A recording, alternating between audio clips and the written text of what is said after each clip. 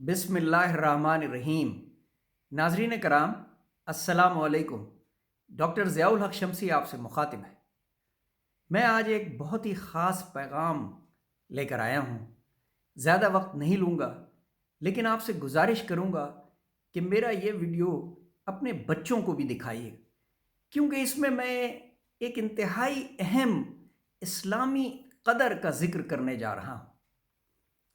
بھارت کے chief of defence staff general Bipin Rawat کل ایک ہیلی کاپٹر حادثے میں ہلاک ہو گئے۔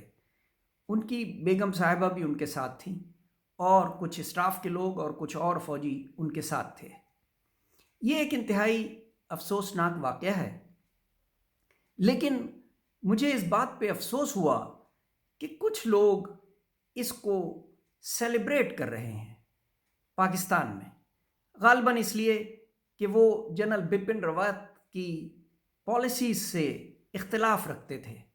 اس میں کوئی شک نہیں کہ جنرل بپن نے اپنے دور میں بحیثیت آرمی چیف بھی اور بحیثیت چیف آف ڈیفنس اسٹاف بھی کشمیر کے ساتھ بہت سخت رویہ رکھا اور پاکستان کے بہت ناقد تھے، بہت مخالف تھے۔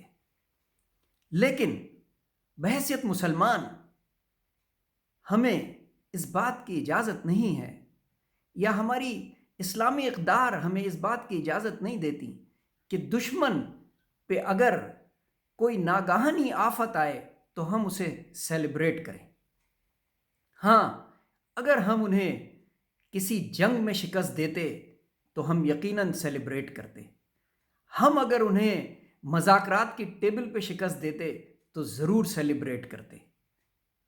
لہٰذا اس چیز کو ذہن میں رکھیے کہ ناگہانی آفت، جیسے ہم دعا کرتے ہیں اور اپنے بزرگوں سے بھی یہی دعا کرتے ہوئے سنا کہ اللہ ہم سب کو ناگہانی آفات اور اموات سے محفوظ رکھے، چاہے وہ ہمارا دشمن ہی کیوں نہ ہو۔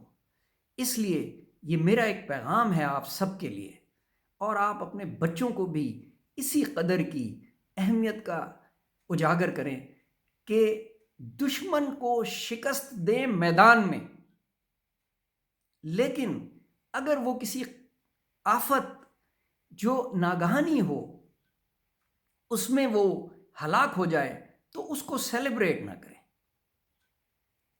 جس طرح کچھ عرصے پہلے آپ کو یاد ہوگا، بھارت میں کورونا کی چوتھی لہر نے بڑی تباہی مچائی، لیکن کسی پاکستانی نے اس کو سیلیبریٹ نہیں کیا، بلکہ حکومت پاکستان بھی اور تمام تر پاکستانی یہی آفر کرتے رہے بھارت کو کہ اگر کوئی مدد چاہیے تو بتائیے۔ یہ ہوتی ہیں اسلامی اقدار۔